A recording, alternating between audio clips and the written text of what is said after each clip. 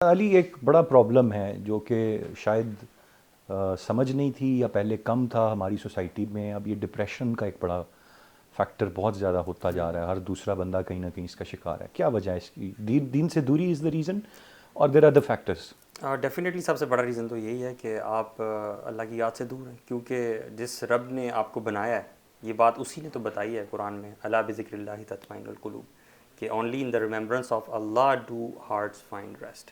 سب سے بڑا ریزن تو یہی ہے کہ آپ اللہ تعالیٰ کے احکامات سے دور ہیں. آپ روزانہ ایسے کام کر رہے ہیں جو کہ اللہ تعالیٰ کی ڈس اوبیڈینس ہیں. تو ایسا کیسے ہو سکتا ہے کہ آپ اللہ کی نافرمانی میں ہیں اور آپ پر وہ رحمت کے فرشتے جو ہیں وہ نازل ہوں؟ سب سے بڑا ریزن یہ ہے. دوسرا، باقی ہم لوگوں نے اپنے آپ کو اتنا زیادہ بزی کر لیا ہے موبائل فون کی وجہ سے، انٹرنیٹ کی ایڈوانسمنٹ کی وجہ سے، کہ we have become a nation of agitation and very short lived, we have a very short lived span of attention. ہم فوراً سے آگے بڑھنا چاہتے ہیں، ہینس دا اسکرولنگ ویڈیوز اور وہ واچ ٹیب اور پتہ نہیں کیا کچھ. زیادہ ویڈیوز، زیادہ لمبی ویڈیو یا ایسی بات جو سیریس ہو تھوڑی سی، جس میں کچھ آپ کے کریکٹر کے حوالے سے بات ہو رہی ہو، وہ ہماری یوتھ زیادہ سن نہیں سکتی. ہمیں ہر وقت کانسٹنٹلی ڈوپامین چاہیے.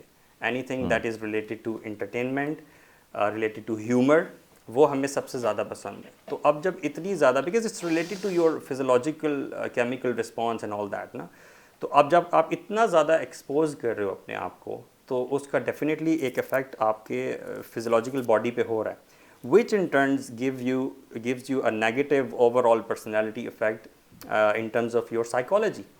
تو وہ جو مینیفیسٹ ہوتا ہے وہ پھر ڈپریشن اور انگزائٹی کی فارم میں مینیفیسٹ ہوتا ہے.